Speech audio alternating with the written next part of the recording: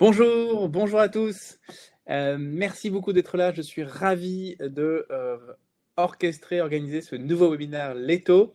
Et j'ai avec moi Odine de Vox. Bonjour Odine. Bonjour Ça Edouard, va bien? bonjour à toutes et à tous. Ça va Alors, très bien, merci. aujourd'hui, on va parler anonymisation, suppression de données personnelles avec la solution Vox. Donc, pour rentrer dans le vif du sujet, on va déjà un petit peu contextualiser. Pour les habitués, vous avez vu qu'on a changé de plateforme webinaire, donc j'espère que ça va vous plaire. Nous, on a plus de liberté, donc on est bien content d'avoir modifié notre approche. Vous allez pouvoir retrouver à la fin du webinaire un formulaire qui vous permettra de télécharger le support qu'on va vous présenter. Et puis évidemment, les contacts d'Odine et moi-même si vous avez des questions. Bonjour à tous, bonjour Sandrine, bonjour Gérard, bonjour Marie-Christine, bienvenue. Alors, peut-être très rapidement, si jamais vous ne l'avez pas en tête, qu'est-ce qu'on fait chez Leto? J'introduis tout de suite comme ça c'est fait. Leto, on est une solution qui permet de piloter, d'automatiser la conformité au RGPD des organisations et également maintenant aussi la sensibilisation des collaborateurs à la protection de données, à la cybersécurité et à l'usage de l'intelligence artificielle. Et donc, on a une solution SaaS. Et aujourd'hui, on anime plein de webinaires pour parler d'autres solutions qui peuvent venir aider nos partenaires à piloter au mieux leurs enjeux de conformité. Donc, anonymisation, qu'est-ce que dit le RGPD sur ces sujets de données personnelles, notamment sur la conservation? Parce qu'en fait, c'est ça dont on va parler aujourd'hui avec Vox, c'est comment est-ce qu'on met en œuvre ce qu'on met dans le registre, c'est-à-dire comment est-ce qu'on s'assure que la durée de conservation est correctement respectée dans la structure, comment est-ce qu'on gère au mieux les exercices des droits, etc. Donc, je ne vais pas revenir sur le détail du RGPD, mais juste pour recadrer les quelques grands enjeux que les organisations rencontrent au regard de ces critères. Effectivement, pour rappel, le RGPD nous dit qu'il n'est pas possible de garder ad vitam aeternam des données perso. Donc, il faut, à un moment ou à un autre, limiter la conservation de la donnée.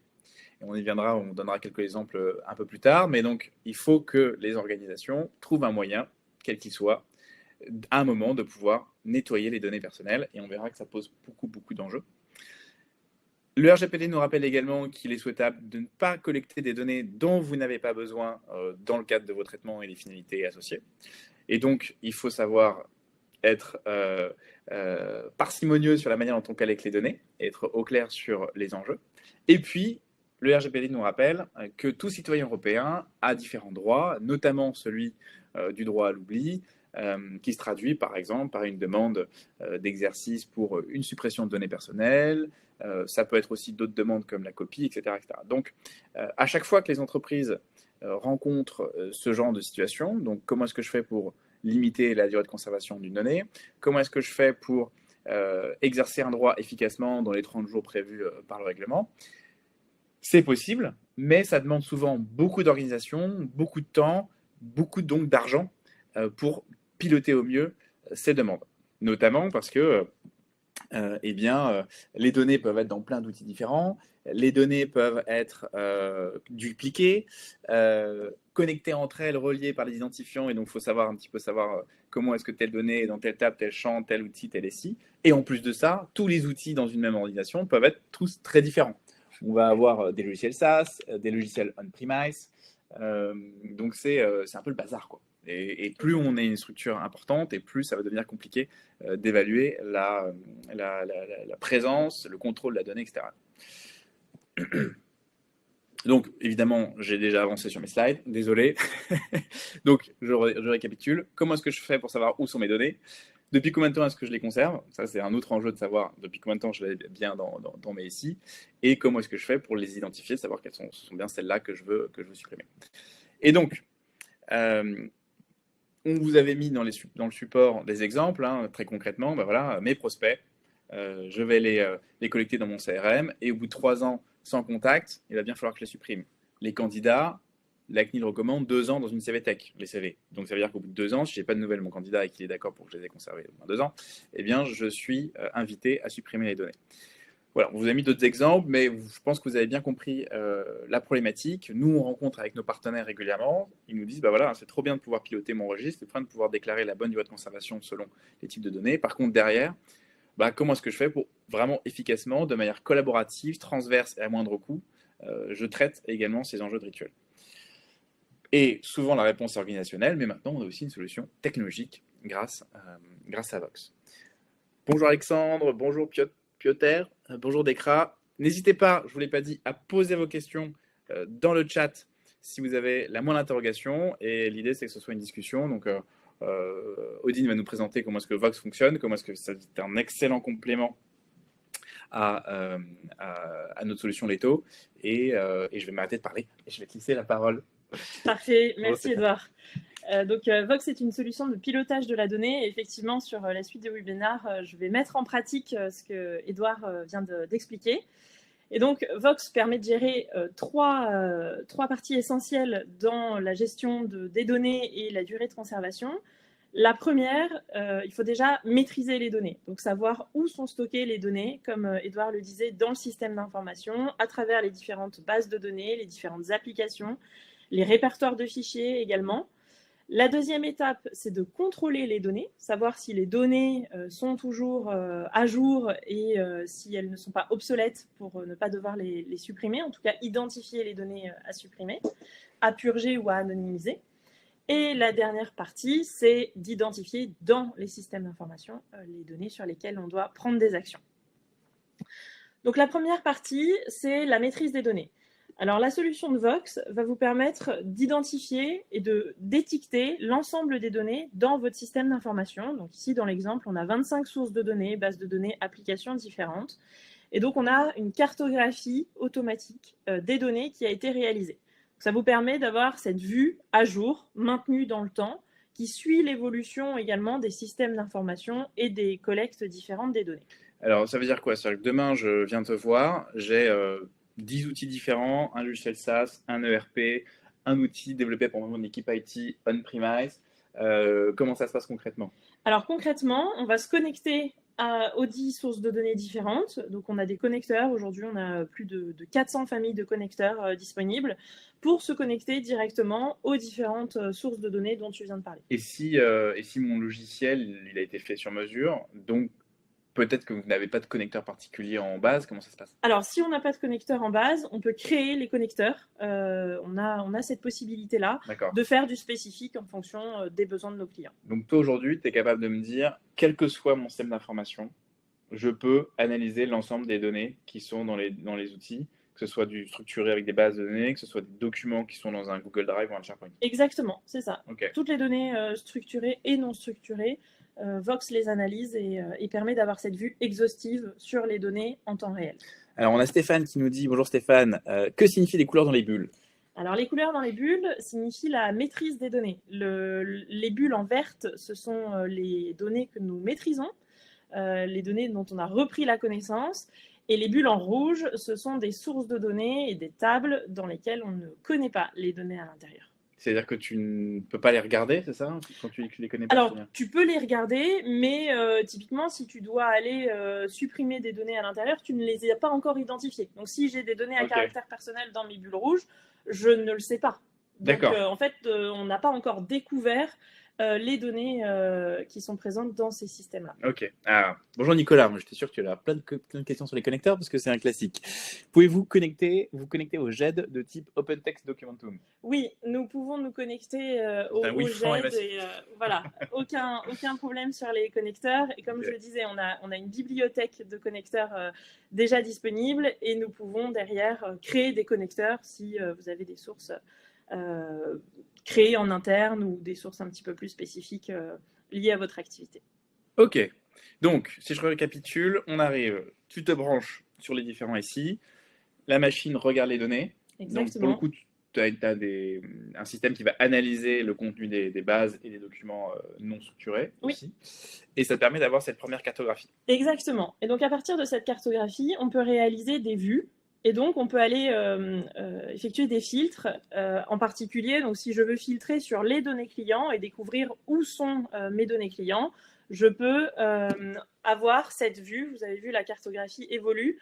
Et donc, j'ai seulement les sources de données, donc les applications, les bases de données ou les SharePoint, dans lesquelles j'ai des données sur mes clients. Je peux avoir derrière une vue similaire sur les données à caractère personnel. Donc là, j'ai uniquement la vue sur les sources de données dans lesquelles j'ai des données à caractère personnel. Et puis, je peux encore faire une vue avec les données RH, par exemple. Et donc, je peux naviguer à travers les données et avoir seulement les sources de données dans lesquelles j'ai des données RH collectées. 2 questions. Nicolas nous demande si tu peux le faire avec des logiciels en SaaS via des connecteurs API, j'imagine. Oui, via des connecteurs API, tout à fait possible. Parce que j'imagine que le SaaS, c'est presque les plus faciles, puisque souvent, ils ont une documentation un peu... SaaS, on-prem, sur le cloud. Tu peux tout faire, quoi. On peut se connecter, voilà. Bonjour Christophe. Il nous demande comment est-ce que vous garantissez le seul accès à des DCP et non aux données pro. Alors, pour le coup, toi, tu regardes tout. Alors, en fait, donc vous avez différents rôles dans l'application. Donc déjà, tout le monde n'aura pas accès à toutes les données auxquelles vous allez vous connecter. Et le deuxième axe, c'est que vous pouvez parser l'ensemble des données et derrière, vous allez mettre des règles. Donc, vous savez que si vous attaquez une base RH, par exemple, vous aurez les données de vos employés, donc des données à caractère personnel de vos employés. Après, c'est lié aux applications de votre entreprise.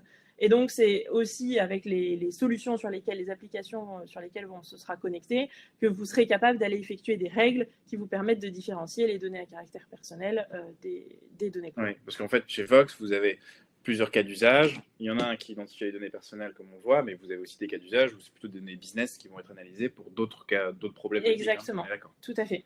Et donc, en fait, on analyse les métadonnées et les données. C'est ce qui nous permet d'avoir un filtrage supplémentaire. Hyper clair. N'hésitez pas si vous avez d'autres questions dans le chat. J'avance ? J'avance. Le contrôle. La partie suivante, c'est le contrôle des données. Donc, aller requêter les données pour voir si les données qu'on a stockées, si je reprends les exemples que tu as dit précédemment, Edouard, sur les données RH ou les données clients ou les données à caractère personnel, j'ai des durées de conservation que je dois respecter et je dois identifier les données pour lesquelles je ne devrais plus avoir ces données-là dans mon système d'information. Donc là, pour l'exemple, j'ai effectué par exemple un contrôle sur les données clients. Les données clients, Edouard, tu l'as dit précédemment, on peut les stocker 3 ans à partir de la dernière activité. Et donc, j'ai fait une requête qui va aller identifier toutes les données qui sont inactives depuis plus de 3 ans. Et donc, vous voyez ici, j'ai une moyenne de 81% de mes données qui sont encore actives au cours des 3 dernières années. Mais ça veut quand même dire que j'ai 20%, 19% de données qui devraient être supprimées de mon système d'information. J'avance ? Ok. Hop. Et donc, dans cette 3e partie, je vais vous montrer comment on identifie les données. Et donc, on va pouvoir ici accéder aux résultats de notre contrôle et identifier les 19% de nos données qui ne sont plus à jour, enfin de données qui sont inactives depuis plus de 3 ans. Et donc, je dois prendre les dispositions nécessaires pour les supprimer de mes systèmes d'information. Donc là, on a la liste de l'ensemble des données à supprimer. Donc, vous voyez des données à caractère personnel, mais pas que. Et donc, ça nous permet d'avoir une vue dans le système d'information des actions à prendre. Donc là, Stéphane nous dit, dois-je définir toutes les règles pour la mise en œuvre d'audit et de contrôle ? Alors, les règles sont déjà définies dans notre solution. Donc non, vous n'avez pas à refaire le travail. Si vous avez fait des règles spécifiques à votre secteur d'activité, nous pouvons les intégrer. Mais nous, on a déjà intégré toutes les règles transverses à tous les secteurs d'activité. Alors, mais c'est là où il y a de la complémentarité, c'est que finalement, une partie des règles sont issues directement du registre de traitement. Oui. Et donc, derrière, une fois que dans les taux, par exemple, c'est intégré dans les registres, hop, on passe l'information à Vox, où les taux donc, est l'outil de gouvernance, et Vox va être derrière l'outil qui va prendre les règles mises en œuvre dans les taux pour actionner le pilotage opérationnel des audits et de tous les cas d'usage. Donc c'est là où vraiment il y a une parfaite complémentarité entre les 2 applicatifs. Et donc la dernière partie, c'est le droit à l'oubli ou la demande de droit d'accès, puisque de notre côté, ça va être géré de la même manière.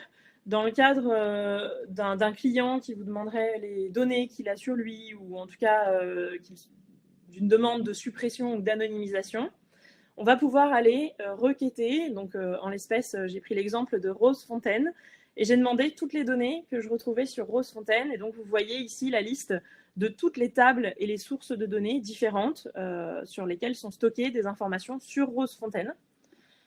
Et donc, je retrouve ici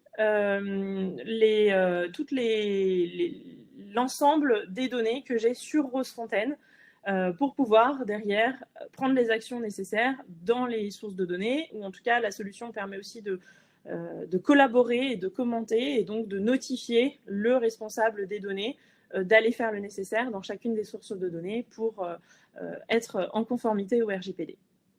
Ouais, c'est hyper intéressant. Là, en théorie, par défaut, je ne peux pas ensuite actionner directement depuis Vox la suppression ou l'anonymisation d'une donnée. En tout cas, après, vous êtes plutôt, vous, par défaut, en lecture. Oui. A priori, effectivement, on est en lecture, on ne stocke aucune donnée, tout reste toujours dans votre environnement, il n'y a aucune donnée qui sort de l'environnement. Et ça, c'est là, les données que je vois, c'est une copie quand même, où c'est vraiment une vue de votre support. Donc c'est vraiment une vue sur couche, mais il n'y a aucun moment un transfert de données vers le système. D'accord. C'est ça. En fait, on a vraiment la vue des données, mais si demain je change les données et que je retourne sur cette vue-là, je n'aurai pas la même vue. D'accord. Puisqu'on ne stocke aucune donnée. C'est du temps réel. Par contre, si on a certains clients qui nous le demandent, de faire des connexions par API aux sources de données pour pouvoir créer des batchs qui vont aller faire les modifications de manière automatique. Mais ça, c'est vraiment du cas par cas et c'est au choix du client, évidemment. Ok. Nicolas nous demande si Vox peut s'interfacer avec d'autres outils de gouvernance du RGPD. Alors, réponse, notre API, nous avons un API ouvert, donc nous, a priori, on peut s'interfacer avec des outils. Ça peut être des outils de gouvernance, mais ça peut être du RGPD, mais ça peut être aussi d'autres outils derrière. D'autres cas d'usage. Voilà, envoyer vers des outils de data visualisation ou autres. Okay. Voilà, nous avons un API ouvert. Ok. Hyper clair. Alors, donc, Christophe nous dit, donc pas possible d'utiliser votre support pour imprimer la vue des DCP afin de répondre directement par ce biais à une demande de droit d'accès. Ah, c'est une bonne question. Vous avez, peut-être que l'écran est un peu petit de votre côté, vous avez la possibilité en haut à droite de downloader le fichier, de le télécharger. Alors, c'est évidemment une fonctionnalité que seul l'administrateur peut décider des profils à qui il donne ce droit. Mais oui, vous pouvez télécharger. En théorie, vous pouvez, si vous avez les droits, de télécharger cet outil et de l'envoyer. Soit l'envoyer tel quel, soit à partir de là, le retravailler. Exactement. Vous pouvez le télécharger au format Excel et voilà. Un peu plus digeste. Exactement. Voilà. Ok. Hyper intéressant. Tu l'as peut-être dit, est-ce que l'outil comment dirais-je, s'installe en SaaS ou en premise? Comment ça se déploie? Alors, le mode standard, donc nous sommes sur le cloud, et donc c'est un déploiement sur le cloud, mais en fonction de la spécificité de nos clients, différents modes de déploiement peuvent être employés. Okay. Donc c'est vraiment là aussi au cas par cas, en fonction des critères et des exigences de chaque client et de sa... de son besoin, de ses enjeux de sécurité, exactement. D'accord. Ah ben, on a été efficace. Est-ce que vous avez d'autres questions sur la solution Vox? Moi, j'en ai une en tout cas.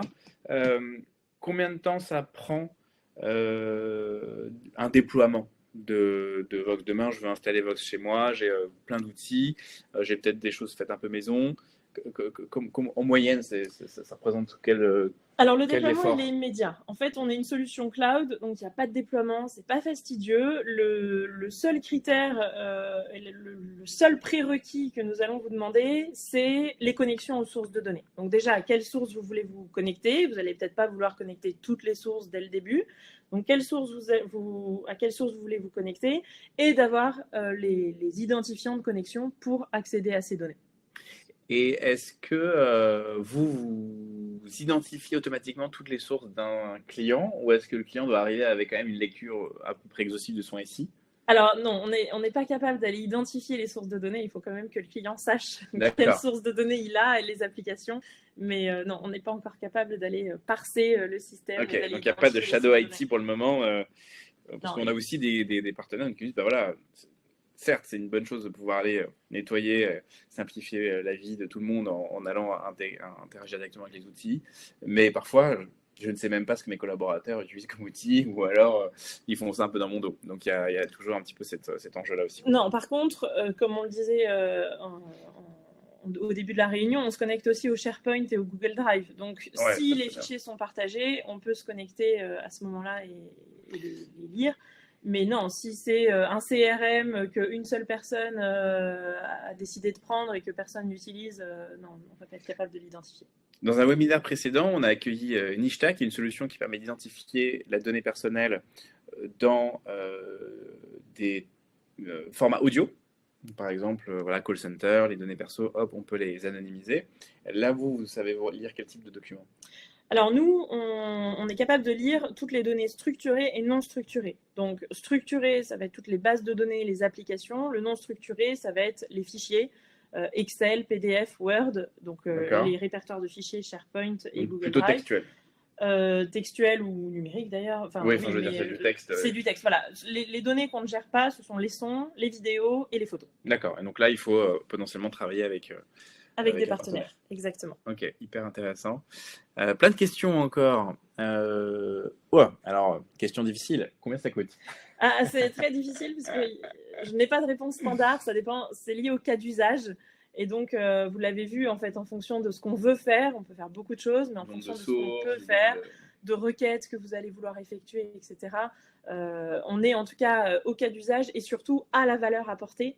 Donc, plus la solution va vous apporter de la valeur et plus vous allez payer, mais le prix d'entrée est très bas et permet justement d'apporter beaucoup de valeur très rapidement.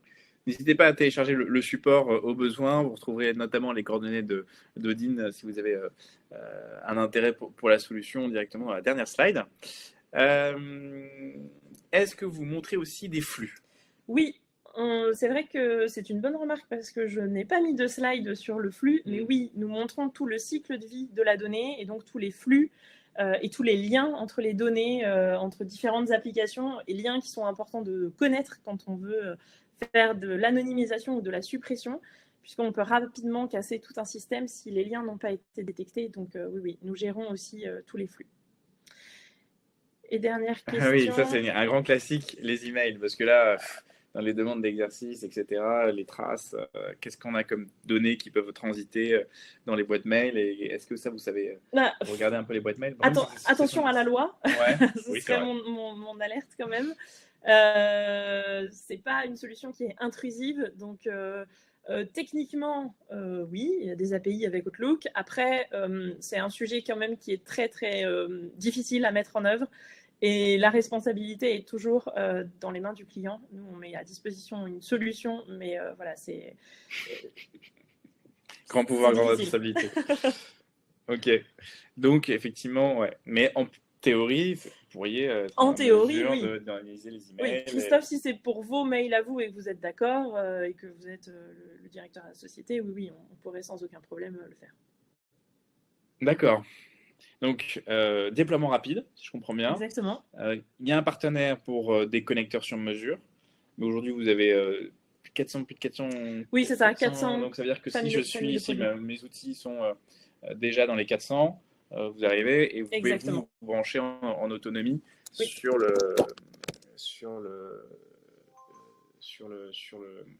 dans le SI. OK. Et hyper rapide. Très clair. Et ensuite, ce que tu me disais avant le webinaire, c'est que tu pouvais intervenir soit ponctuellement, soit en le run. Exactement. En fait, on peut intervenir sur des phases d'audit, donc du one-shot très ponctuel, et on peut également intervenir de manière plus récurrente et plus durable pour gérer toute la qualité de la donnée, identifier les données à caractère personnel, répondre en temps réel à des demandes de droit d'accès, s'assurer également de toute la partie minimisation des données, donc voir si on n'a pas collecté des données dont nous n'aurions pas eu besoin, voir l'exactitude des données, donc toute la gestion de la qualité, si les données qu'on a sont correctes. Donc voilà, on peut intervenir ponctuellement, mais évidemment, la solution a de la valeur sur du long terme, puisqu'elle permet de maintenir en temps réel les connaissances des données. Donc là, on a Christophe qui nous demande aussi la question du temps de formation. Est-ce que c'est un outil qui demande beaucoup d'accompagnement, de prise en main? Alors, effectivement, c'est vrai que c'est encore une bonne question. C'est un outil très facile à prendre en main, ergonomique, qui a été vraiment créé pour être utilisé par des experts de la donnée, donc des DPO ou des Chief Data Officers, mais également par des métiers. Donc, le temps moyen de formation, c'est 2 jours pour être totalement autonome pour les administrateurs. 2 jours, 2 jours de formation. 2 jours de formation okay. Sur lequel on va pouvoir faire déployer un premier use case ensemble, où on va vous montrer comment la solution marche, et derrière, vous allez refaire avec nous. Et donc, l'objectif, c'est qu'au bout des 2 jours, vous soyez totalement autonome dans l'utilisation de la solution. Est-ce que la solution existe dans d'autres langues? Oui, la solution existe en anglais. Et donc, si on a une autre demande d'une autre langue, on pourrait encore aller plus loin. Donc, à la fois dans l'interface, mais aussi dans l'analyse? Oui, alors effectivement, dans l'interface, c'est disponible en anglais. Dans l'analyse, c'est toutes les langues, puisqu'en fait, on se connecte aux métadonnées et aux données. Et donc, qu'importe la langue qui est utilisée dans les sources de données, ça n'a aucun impact pour nous. On est capable d'aller identifier et maîtriser toutes les données. Et vous avez qu'est-ce qu'il y a sous le capot? Il y a un LLM, il y a l'IA qui permet justement d'identifier la catégorie de la donnée? Alors, on a des algorithmes qui ont été développés par notre équipe technique. C'est fait maison? C'est fait maison, okay. Exactement. Il n'y a pas de briques externes qui viennent? Non, pas pour l'instant. On commence à ajouter de l'IA parce que c'est la clé. Mais aujourd'hui, tous les algorithmes ont été développés en interne, et c'est ce qui nous permet d'aller analyser de la donnée, même si elle reste dans l'environnement du client, et qu'importe la langue utilisée dans les données. Ok, super clair. Écoutez, est-ce que vous avez d'autres questions? N'hésitez pas à les mettre dans le chat. Je pense qu'on a fait un bon tour de la potentialité de Vox et de son usage dans les cas du RGPD. Normalement, vous avez un lien si vous souhaitez récupérer le support qui a été mis dans le chat. Je vais le remettre là. Hop là. Donc, n'hésitez pas à le télécharger directement. Vous y retrouverez nos coordonnées respectives et pour continuer la discussion au besoin. Et merci Justine de l'équipe qui fait un petit peu un petit moment pub, puisqu'on fait un prochain webinaire. J'espère que tu seras là aussi dans le public pour la sensibilisation des collaborateurs sur les sujets d'IA, qui est un sujet aussi très très brûlant. Merci Edouard. Merci à toi d'être venu. Merci à vos questions et au plaisir d'échanger. Merci. À très bientôt. Et le replay devrait être disponible très rapidement sur nos différents supports. Merci à tous et bon appétit. Merci, à bientôt. Au revoir. Au revoir.